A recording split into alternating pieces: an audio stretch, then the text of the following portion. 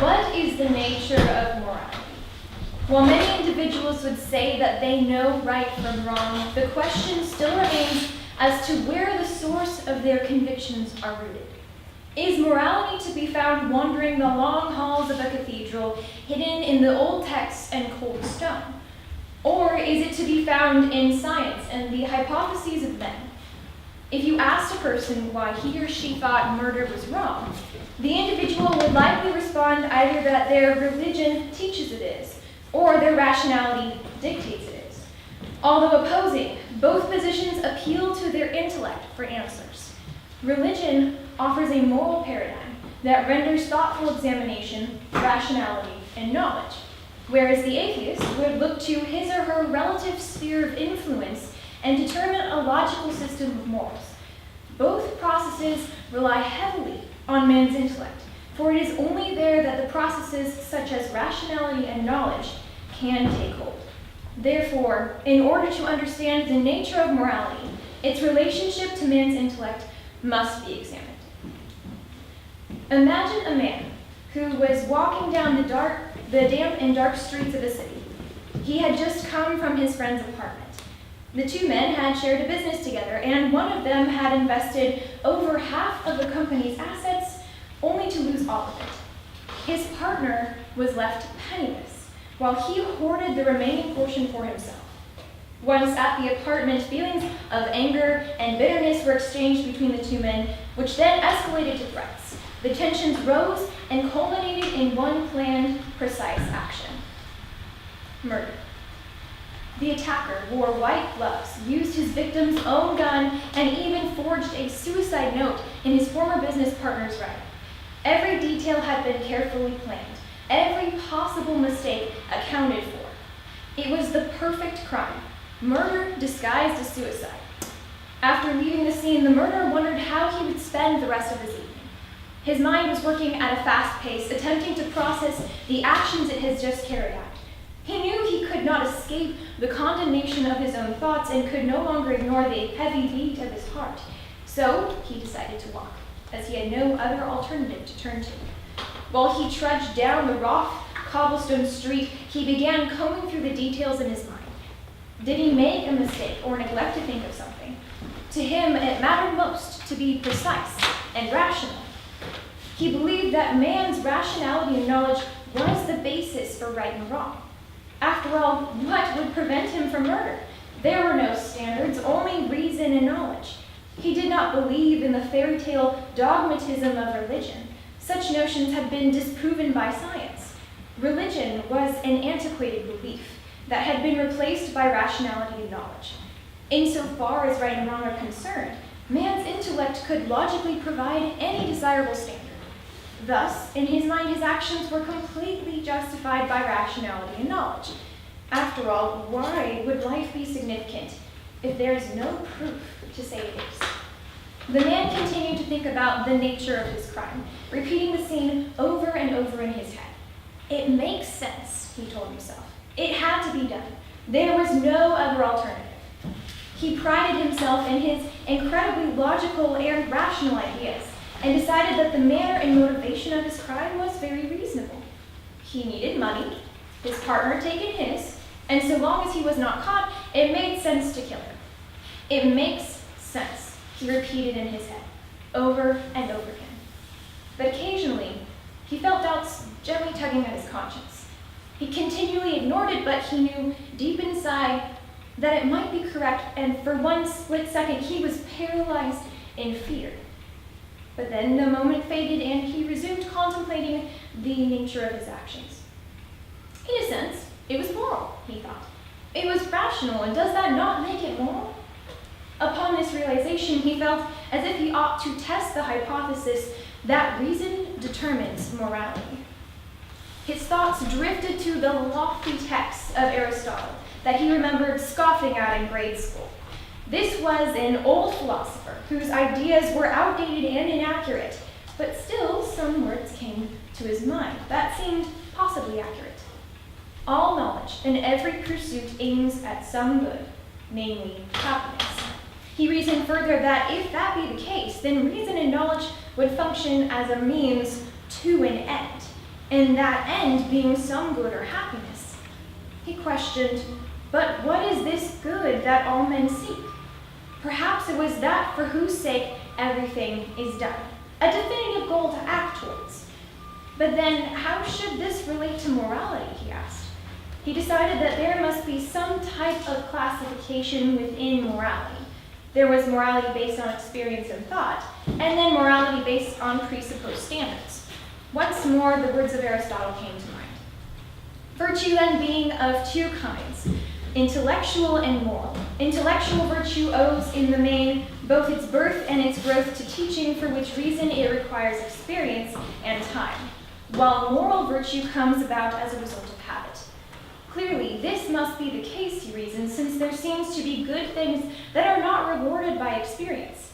He remembered Chaucer's tale of the fair and virtuous peasant Griselda, who dutifully obeys her suspicious husband. Her husband even tells her that he's going to marry another woman and then asks her to organize the wedding.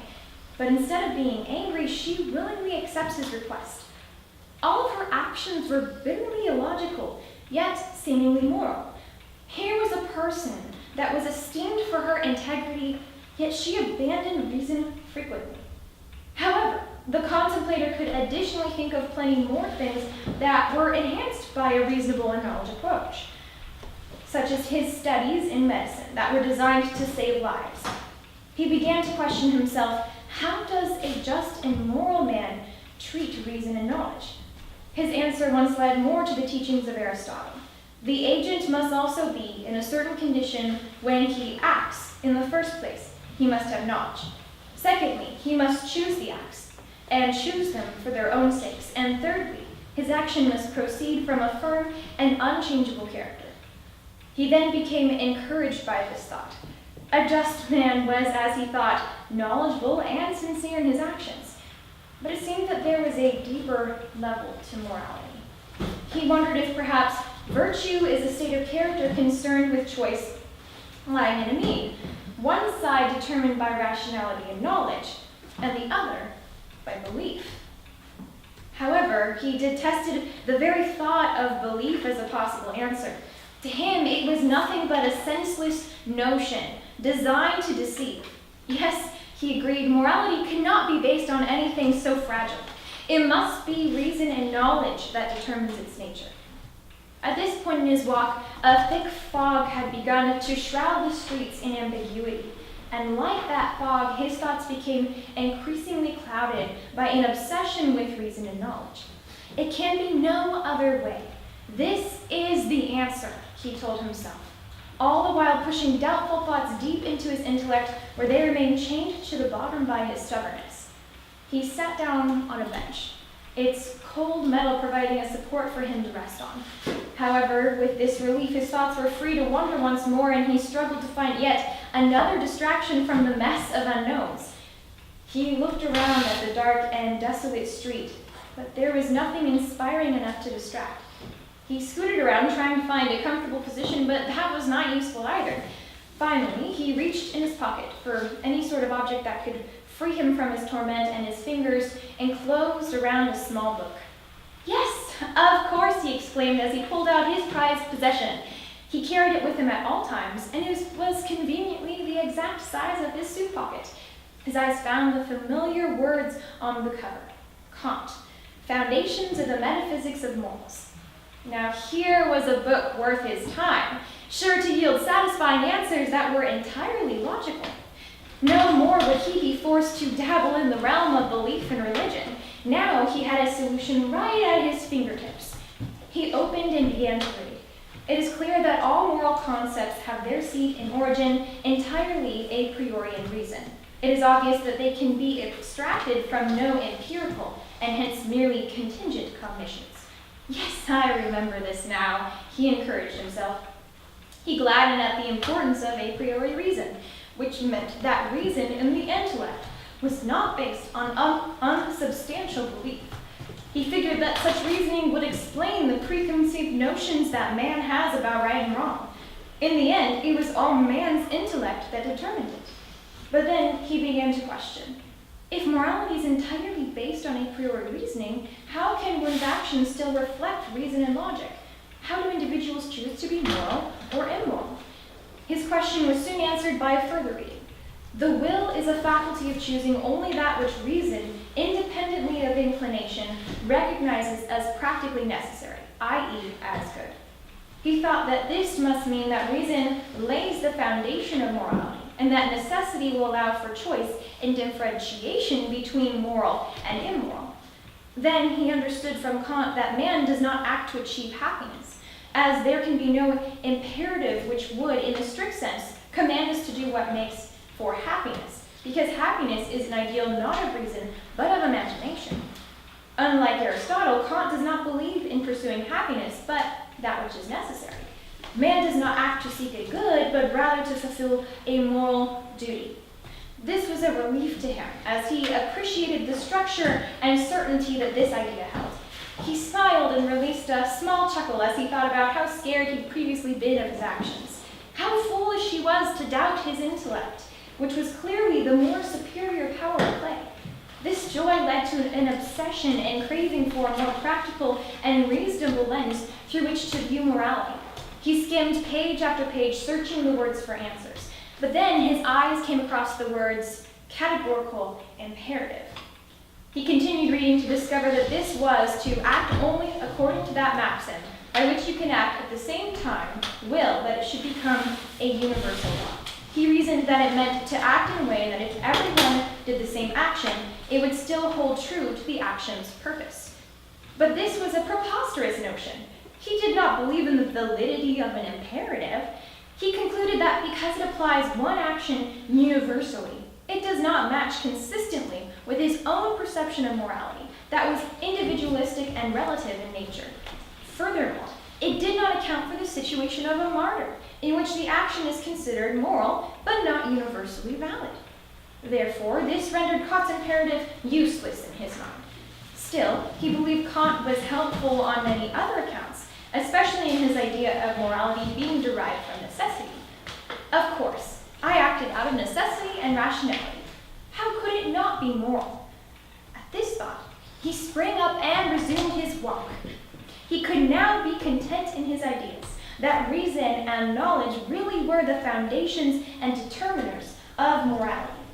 He strode confidently, congratulating himself and feeling content that he had all the answers.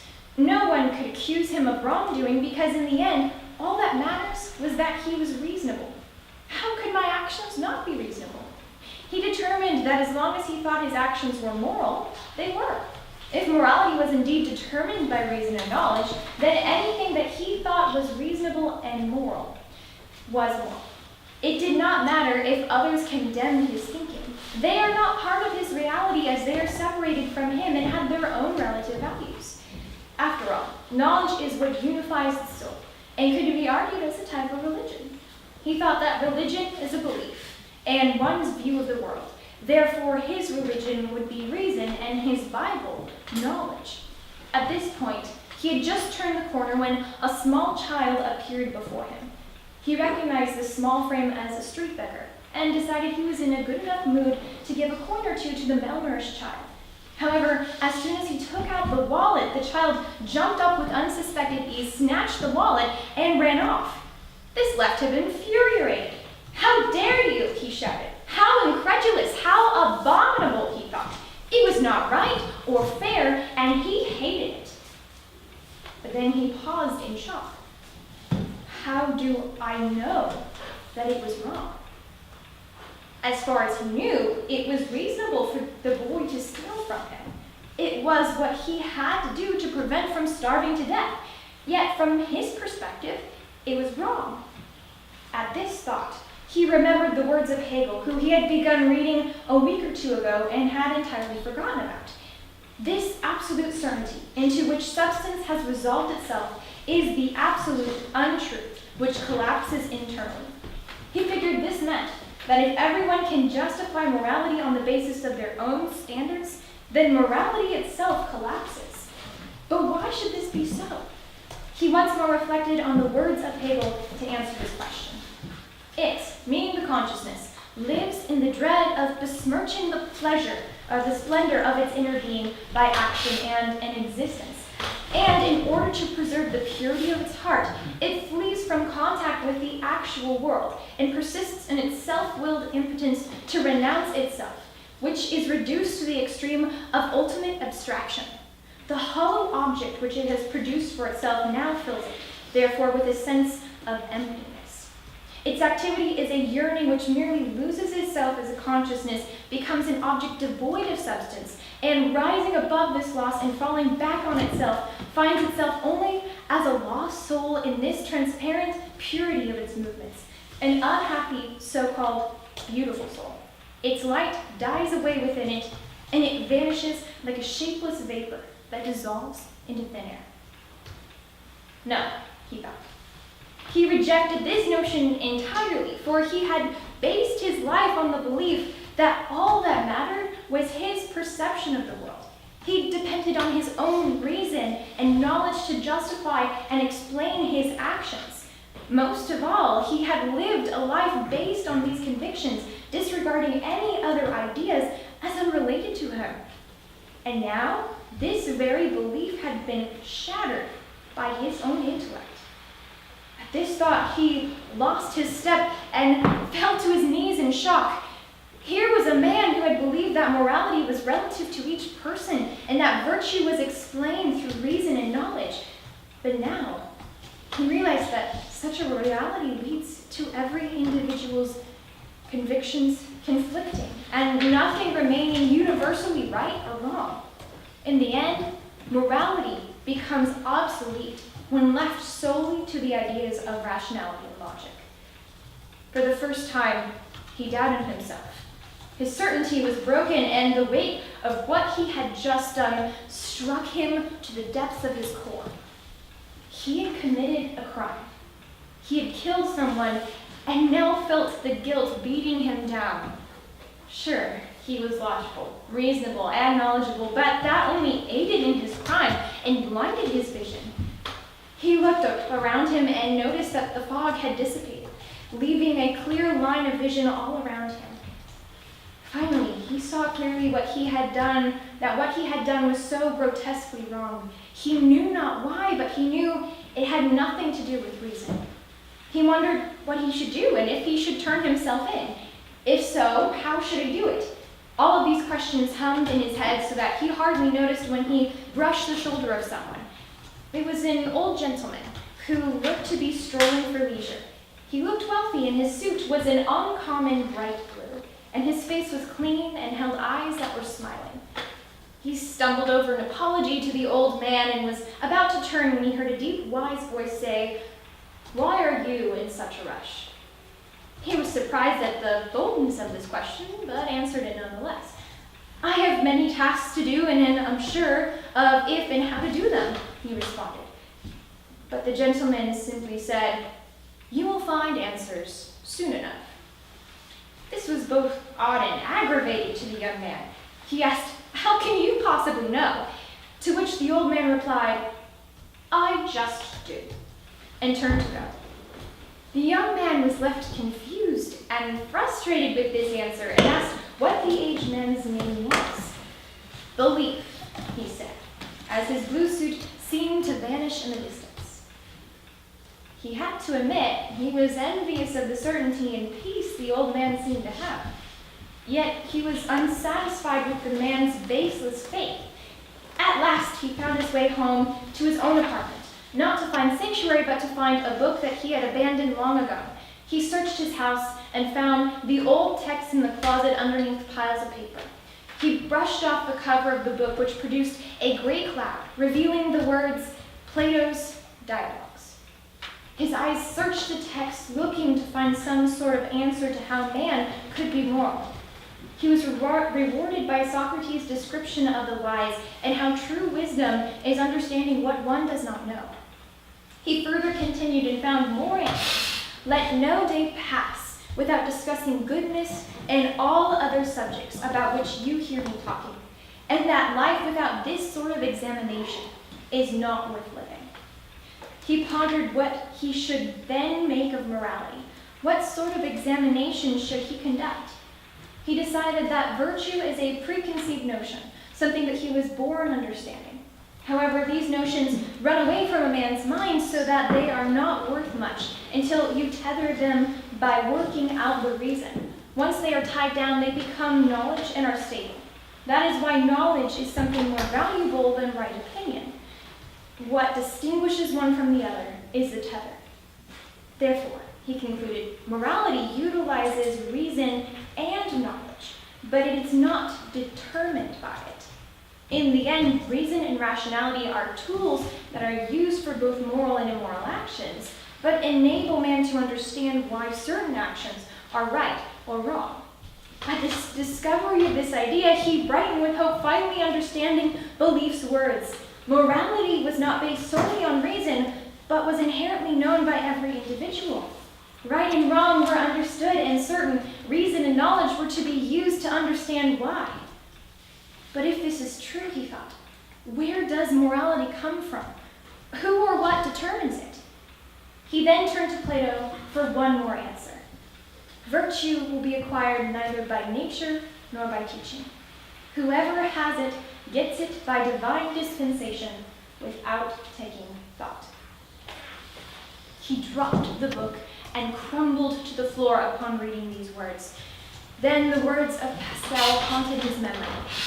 If we submit everything to reason, our religion will be left to nothing mysterious or supernatural. And furthermore, one of the ways in which the damned will be confounded is that they will see themselves condemned by their own reason by which they claim to condemn the Christian religion. He did not know what to do and began to sob out of guilt. He felt exposed and despicable.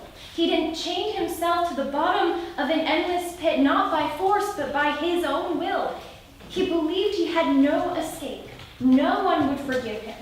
Surely man would condemn him for the sin he had committed. And if man would sentence him to death, how could God forgive him? No, he could not accept God. Not now. He had murdered a man because he believed it to be justified. He now knew how wrong he was, but could not bring himself to accept God as an escape. He would and could not ground his salvation in something he could not prove. There was nothing for him now. No rest, no refuge, no hope. The bitter irony of his beloved reason bringing about his demise paralyzed him in fear. He finally understood what he'd done, but his reason prevented him from finding redemption. Thus he resorted to what he believed to be the only option left. He opened his drawer, took out a handgun, and took in a deep breath. The sun began to rise, its rosy golden fingers reaching out to cover the land in light. The rays exposed the city in all its forms. The mother preparing breakfast, the children rubbing their eyes, the streets flooded with people. But most of all, in the corner of an apartment, the sun's rays shone on the sorrowful corpse of a man who reasoned through morality.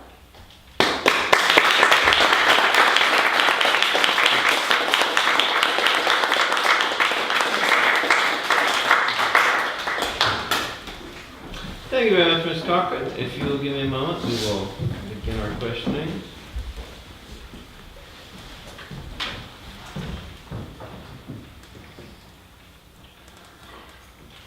I would like to ask how you understand the concept of moral clarity. And there's one interesting point in your paper where you say, finally he saw clearly what he had done was grotesquely wrong. And usually in our understanding, we think of clarity as the ability to give a logos, to give an account of something. You know, you can say, all right, you look at the Pythagorean theorem, all right? And you say, well, do you understand that clearly? And I think one of the indications of your being able to understand it clearly would be able to go through the proof and say, yeah, you know, these are the reasons why it's true. And you can take, like, you know, to a mathematical problem, the ability to apply your reason to it, to give an ordered account of why it's true, seems to be a big part of clarity. And yet towards your paper, as your character comes to moral clarity, it appears that his ability to reason out morality diminishes. And so, what is moral clarity if moral clarity is not thinking about our morality in terms of reason? Sure, yeah. So it's really more of a balance. Moral clarity, I think, when you apply the idea of proving and clarity to morals, it starts off with understanding what the moral is, to which you cannot necessarily prove all the time. Like, murder is wrong. There are certain things we simply know by natural law. However, understanding the why question, which is very important to following it and implementing it, is where reason and knowledge, I think, are very useful in providing clarity. When you legislate something like that, when you go about acting in that way, when you protect lives, that is when you want to be utilizing more proving necessarily. So it's not that you can never prove morality or you never use reason like you would a geometry proof in the case of morality. It's simply answering a different question of why. Well, at the beginning of the paper, you had him have a course of reasoning that brought him towards a sort of clarity of action. He said, it's reasonable. You know, what I'm doing is reasonable. You know, this fellow cheated me in this business deal, and you know, he's a schmuck, and so I should take his life. And that seemed to be what was reasonable to him. Well, can you kind of rewrite that section for us, using reason, but in this fuller sense that you speak of, as to how he should have come to what was reasonable regarding his situation, relationship to his business partner? So basically, if he would have been moral instead of immoral in that situation?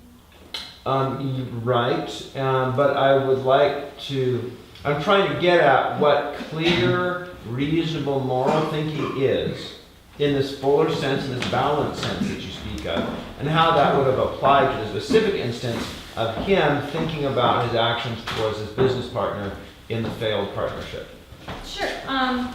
So I think the first thing he would have started with is just the moral of it's wrong to kill. If he was thinking about solving the problem, I think reason and knowledge would come in very handy with that situation, because there are many ways to fix the problem aside from killing someone. He could build a new company from the ground up. He could negotiate with his partner. He could also bring it to court, as that's technically an illegal action depending on the contract he made originally.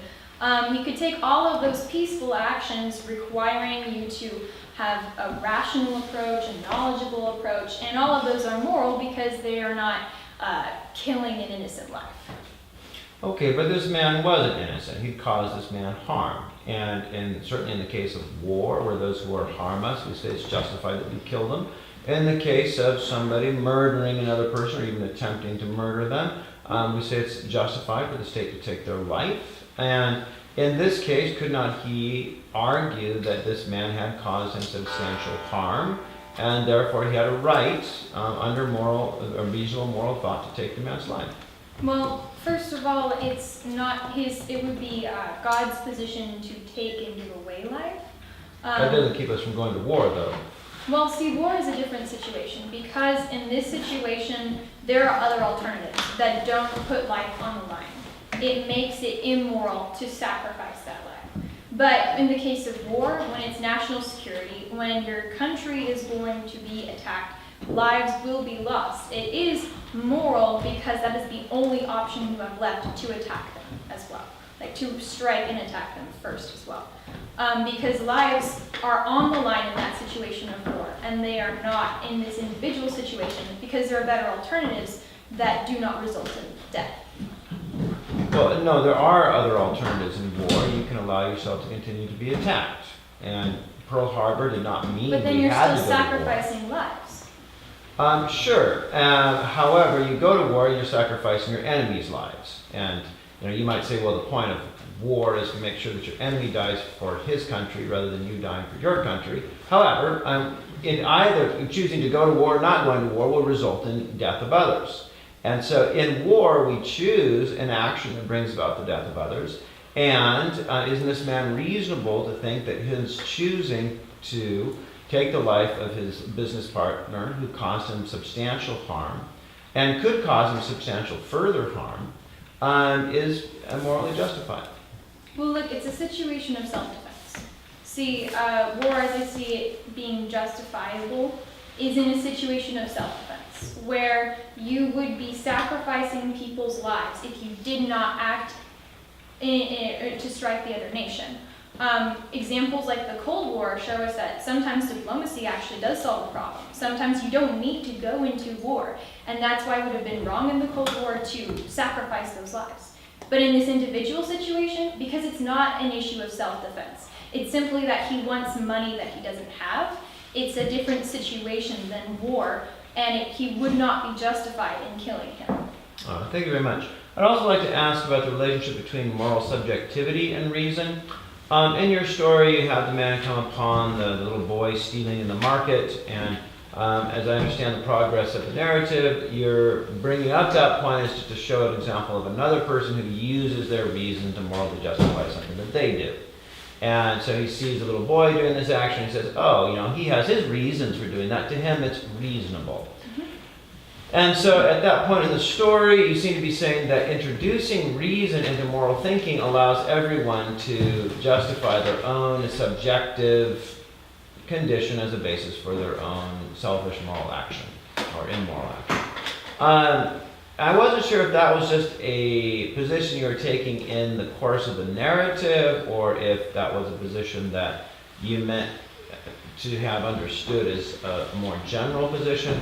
So could you clarify, do you believe that using reason in moral reasoning, does using moral reasoning necessarily lead to the position where morality becomes subjective to the individual? Yeah, so that's the differentiation between determining morality solely on reason and then the alternative of what he ends up discovering at the end is starting off with some kind of moral framework that you believe and that's inherent to every individual, and then using in the application and reasoning through that as a secondary thing. So one is using reason to determine morality, the other is using reason to aid morality or discover more about it, essentially. It's not making reason determine what it is. And so that particular section is segueing into Hegel's idea of how if everyone determines morality based on their own reason, and they all have it relative to their own spheres, and it's reasonable for me to act this way, therefore it's moral, then it ends up conflicting, because in my sphere it might be moral to do something, but in someone else's sphere it's not moral to do something. So we have a conflicting right and wrong, and then morality becomes because there is no objective right or wrong. Mm-hmm. Okay.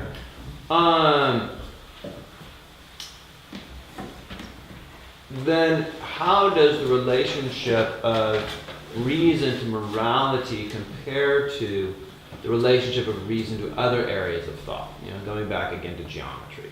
All right. Now, if we were to allow people to do geometry without reason, it seems that would lead to even more subjective geometry. And in the sphere of geometry, reasoning is what allows us to come to a common understanding, to get away from just our subjective understanding. You may look at an individual may look at a triangle and say, "Oh, I think the angles of that triangle may add up to more than 180 degrees or more than 2 right angles." But we start to reason about things, we come to common answers. That's how it seems to work in geometry, in mathematics. Now with morality, is the same true with morality, that when we reason about it, that there's a greater chance of us coming to a universal code of morality, or does reason tend to isolate our thought from one another?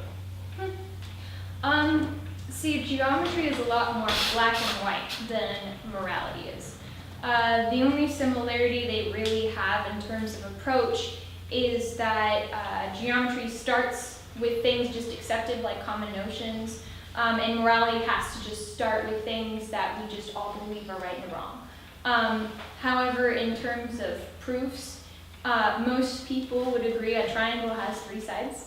And most people would disagree about certain aspects of morality. Now, a lot of people agree on general things like murder's wrong, but someone might disagree as to, is lying wrong in this case, is lying correct in this case, if you're saving someone's life, is lying wrong or correct?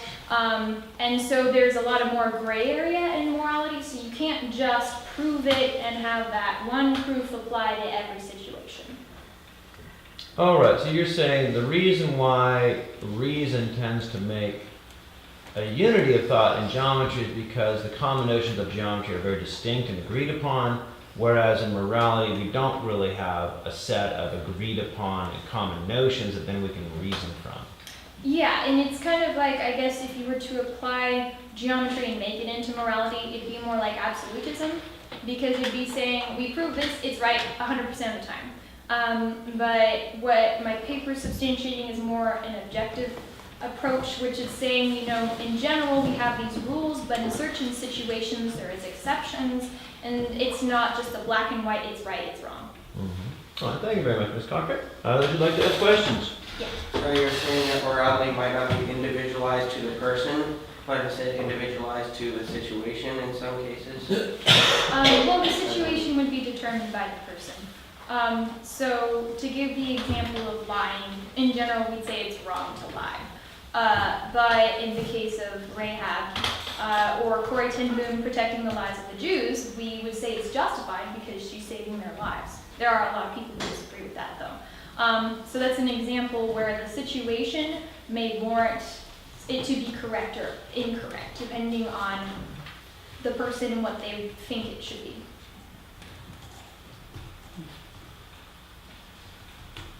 Yes.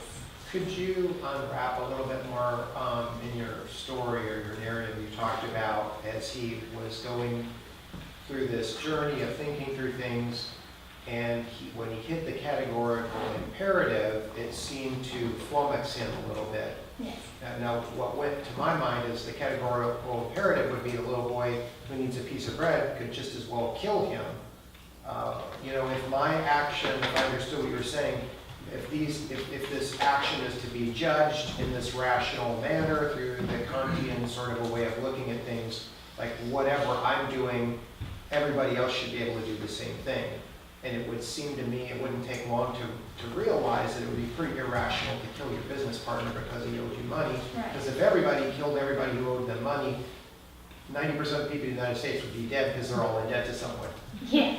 So could you unwrap that a little bit and kind of, you alluded to that, but could you, and then you talked about the Pascal effect of, hoisting someone on their own petards of the person who adamantly insists upon everything I do is rational, and then how irrational it is to insist that everything you're doing is rational if there aren't a set of universal principles that everyone can agree upon. So to narrow it down, talk about the transition between what's the conflict between Kant's categorical imperative and Pascal's discussion I thought it was Pascal you were referring to, where he was talking about they would be entrapped by their own explanations of what was rational. Yeah, I think Hegel there. Was that Hegel? I'm sorry. Yeah, no problem. So he doesn't like the categorical imperative for 2 reasons. The first is that his action that he's trying to justify doesn't fit. If everyone in the world did it, the purpose would definitely be destroyed. It'd be a terrible thing. But the second reason is that you have to apply an action universally in order to fit the categorical imperative and determine if it's morally justified or not.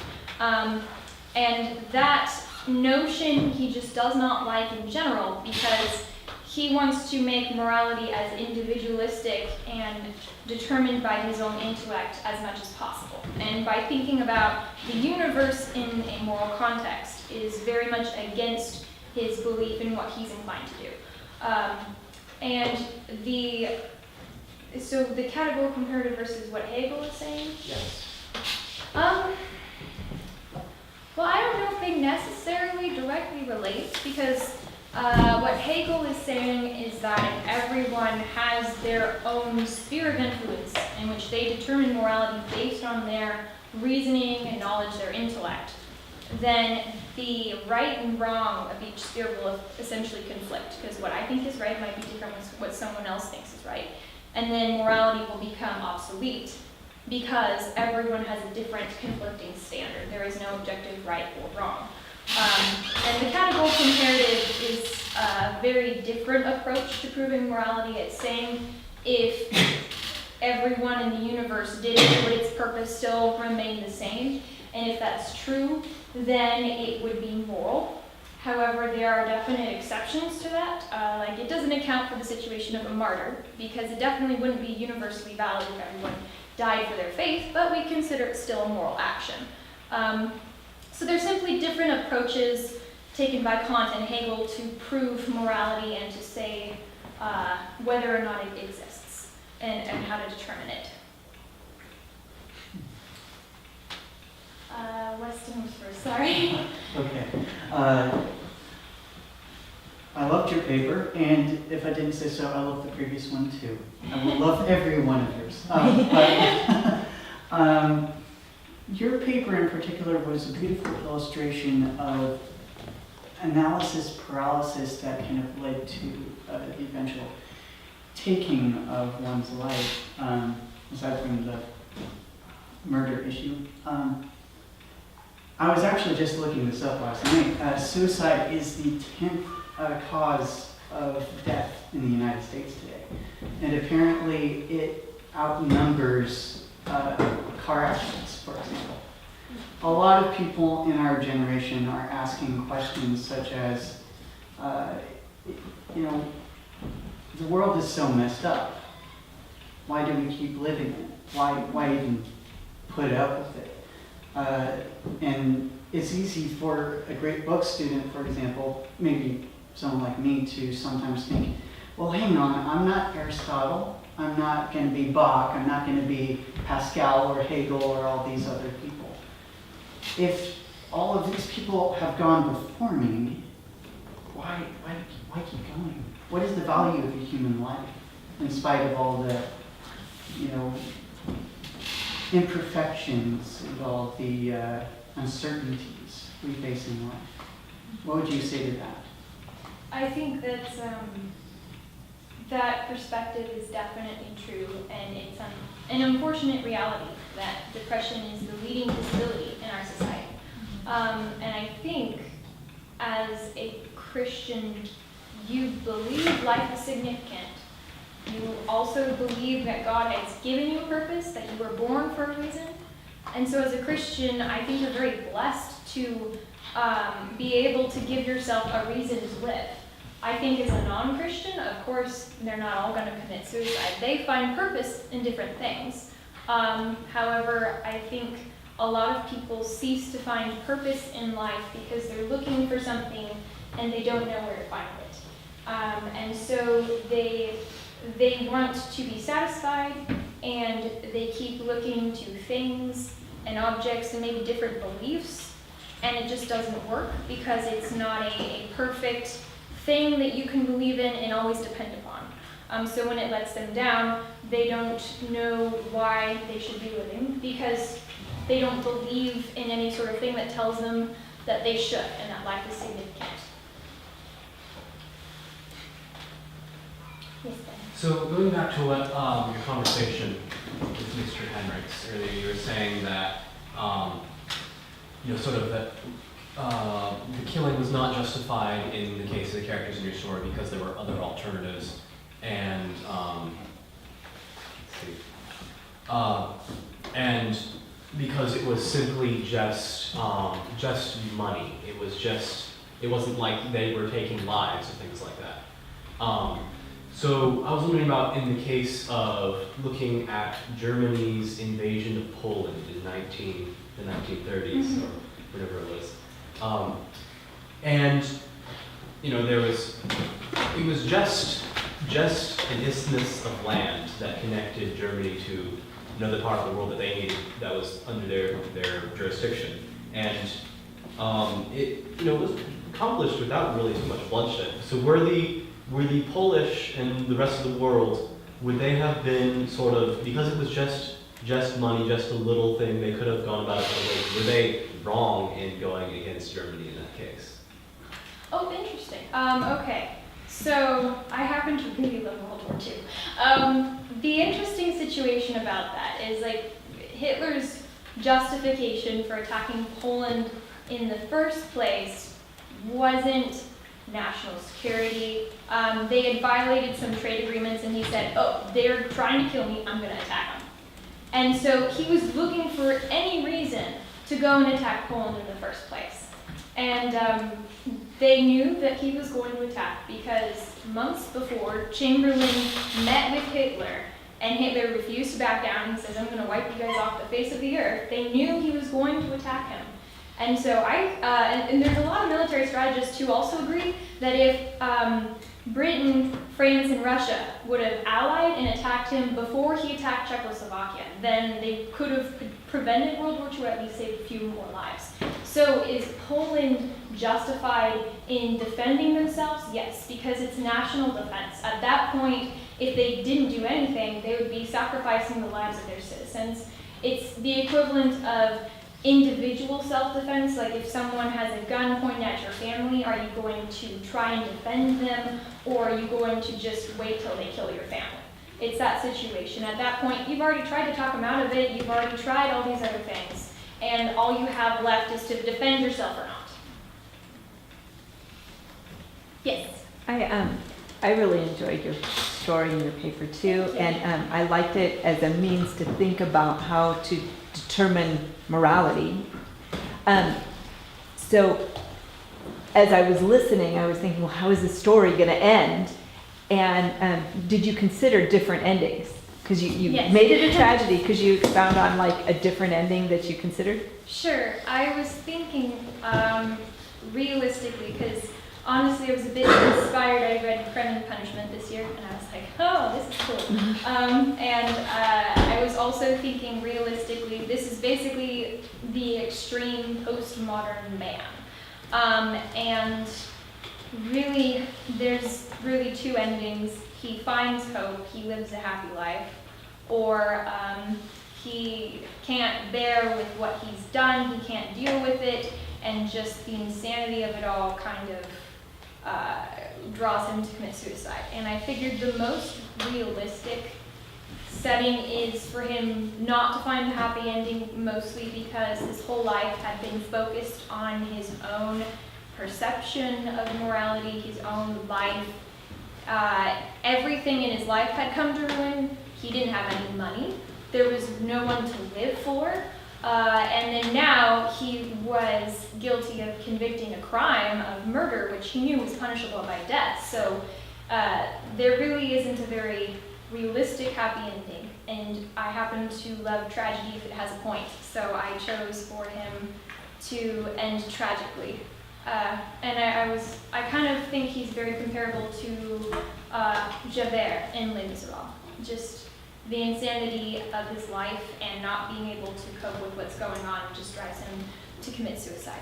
But yet you teased us with belief and Yeah. and that turn of when he got rid of Sorry, the I'm a cruel idea person. of, yeah, I know, the one who loves romantics. Yeah. Yes, Josh. So I've got like one question. But this one just popped into my mind. Yeah. Was it immoral for him to take his life at the end? Like the whole thing is a search for like morality, and then the end he just goes for the immoral thing. That's what we normally consider, right? That's very interesting. So I would say yes, it was immoral. However, that's me applying my morality to a situation. In his own mind, it was justified because he deserved death. He could not accept God because he just was so broken. He couldn't prove God, and he just couldn't stand the notion of God, so he couldn't accept him. He had no means of redemption. So in his own mind, why shouldn't he take his own life? But from my perspective, I definitely say that is immoral. Okay. You were also thinking about like gray areas in morality, and obviously, I'm not gonna ask you to like figure out morality for me. It's impossible, kind of. But what would you say we would do in the absence of certainty? In the absence of certainty. Yeah. Do you want to give me a situation? Let's see. Like if there's things that people are arguing about, such as like abortion, which is a very hot topic currently. Some people say it's moral, some people say it's immoral. There's kind of like a gray area there. Like what do we do in that situation? Do we go for what's logical? Do we go for what's reasonable? Like what's Sure. the solution? Well, Or is there no solution? I guess. Sure. Well, do you want to know how I would respond to the situation? I want to know kind of what you think would be the best response to that type of situation. Not necessarily your response to abortion, but just in general, Sure. how would you respond to that? Well, assuming you aren't a legislator, assuming you're not dealing with it in a legal standpoint, because there's quite a different procedure that comes along with that. If I'm just an individual dealing with is it right or wrong, I would fall back on moral of it is immoral to murder. Killing innocent lives is immoral. And then I would use reasoning and knowledge and my rationality, evidence, experience to determine whether or not it is killing an innocent life. Is the baby really living at the point that they are being aborted? If so, that would be immoral. If it's not, then it would be morally justified, or maybe there is another moral to come into play. So if I was to try to be as objective as possible about it, I think that would be a reasonable way to go about it. Okay, thank you. Mm-hmm. Naya. I really enjoyed your paper. I thought it was beautifully written. But would you say that true morality, just at its basics, should be completely agreed upon on all levels? Because here in your paper, you're kind of saying that morality kind of changes from person to person. Like people have different notions and ideas of where morality fits and where it doesn't. But would you agree or say that true morality, like in its fullest form, would be completely, what's the word? Just Uncontested. Yeah. So kind of like absolutism. Yeah. So it depends what you mean by true morality. I think the base and like foundation of morality is something everyone inherently knows. I would definitely agree with natural law and C.S. Lewis on how we all appeal to this standard of morality that we agree to. Now, the nuances of it and its application, I think, are where we get the gray areas of, is it justified in this situation? Can we do it in this situation? Because it's not a black and white thing, but I'd say like the bare bones foundation structure of it should definitely be agreed upon, yes. Is it changing because of the nature of morality, or would it be because of humans and their own minds? So do you want to deal with it in like a specific moral? Like, I think a very clear one is murder's wrong, but lying is a gray area. Some people would say, well, you know, if you're Corrie ten Boom, you have to tell the truth all the time. But that would be sacrificing those lives. And in that situation, it's where two morals come into play. You have telling the truth and saving lives. Both things are moral. And so I'd say you'd appeal to the higher moral that everyone agrees upon, saving lives is moral. And that's why lying would be morally justified. But in that situation, you're still appealing to that higher moral. That is agreed upon. So it's where there's a nuance of it that's disagreed upon. However, the bare bones structure of it is still agreed upon, and is basically, it's true across the globe universally. What if you didn't choose like the higher moral and you just stayed silent? Because in that case, you're not lying, but you aren't putting yourself and the other lives necessarily in danger. Well, I'd say you'd be sacrificing the lives of the Jews. If you didn't say anything and you let them come into your house and find the Jews, that's as good as offering the Jews up to them and telling the truth and saying that they're in here. because it's commission and omission. So commission is directly doing the wrong thing, and then omission is not doing the right thing, and both things are wrong. Okay, thank you. Sophie. Wonderful paper, very well written. Okay, so kind of a little going off my next question. Thou shalt not lie is in the Bible. And there's nothing in there that I have found that says,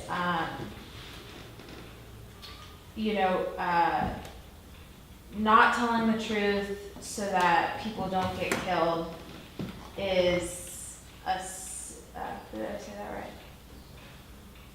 So like Corey Ten Boom, not